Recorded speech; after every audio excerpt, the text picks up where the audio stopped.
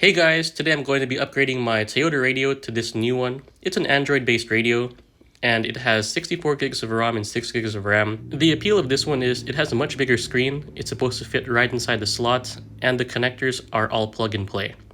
So here we're going to start plugging in all the connectors. Audio output and camera in cable. SIM card slot for cellular-based data. GPS antenna for navigation. USB input 1. Microphone.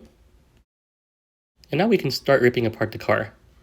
Now we're using this pry tool to remove this side panel on the passenger side. In here there's this plastic tab. We lift this up and then it comes out. After which we can pull this whole trim off.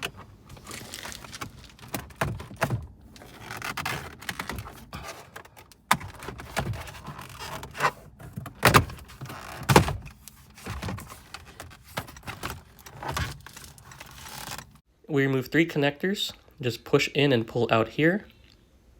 We twist this one and it comes out here. Push in and pull out these 2 connectors. The wiring is out. Remove 4 bolts with a 10mm socket. 1, this is number 2, this is number 3, and number 4 over here. Start pulling out these cables.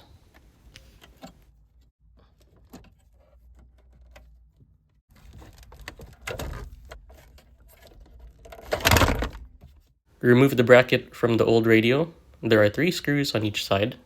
Position the bracket against the new radio. Screw it into the new radio.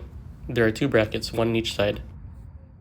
Radio came with 2 wiring harnesses. Only one of them will connect directly to the car's wires, so just make sure you test out both of them. This particular one connects to all the different wires of the car.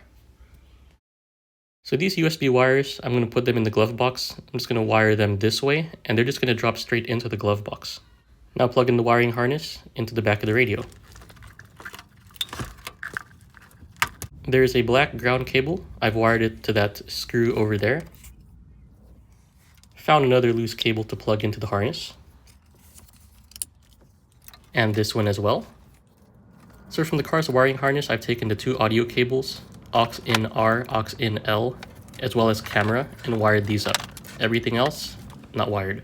I wired up the 3 cables into the trim piece just so I could get the start button, and I want to make sure that the radio would start up. Just made sure the audio worked as well as the reverse camera, and it did. Steering wheel controls worked as well. So now putting back the 4 10mm bolts.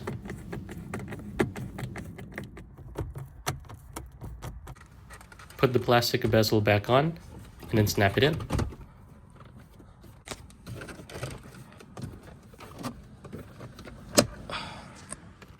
Put this tab back in, as well as that side cover plate. Now we can enjoy the new radio, and wow, that screen is huge, and it does look like a big Android tablet. Here it is in reverse, that works. I plugged in the USB and was able to watch some videos on it in MP4 format. It does have wireless maps and they work offline. Has all these different apps, and you're able to set the 4 app icons on the left to whichever ones you want. Netflix actually does work too, especially if you have a hotspot in the car or a SIM inside the slot.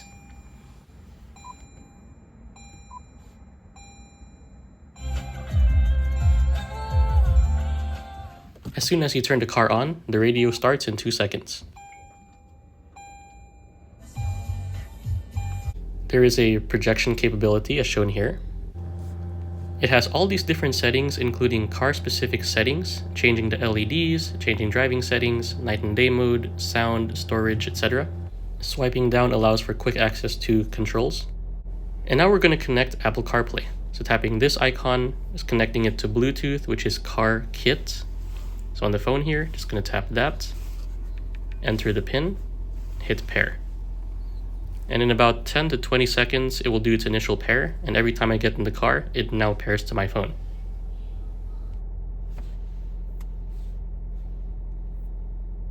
The touchscreen is fairly responsive. Here I am loading Spotify. And I can touch this car to go back to the main menu. These 4 icons on the left can be updated to whichever you want quick access to. So for me, I've decided to put CarPlay, radio, and the navigation app. The radio also pulls in vehicle info, such as the tire pressure, hybrid information, and the fuel info, similar to what the stock radio did. With the GPS antenna hidden inside the car, it's still able to track the location very quickly.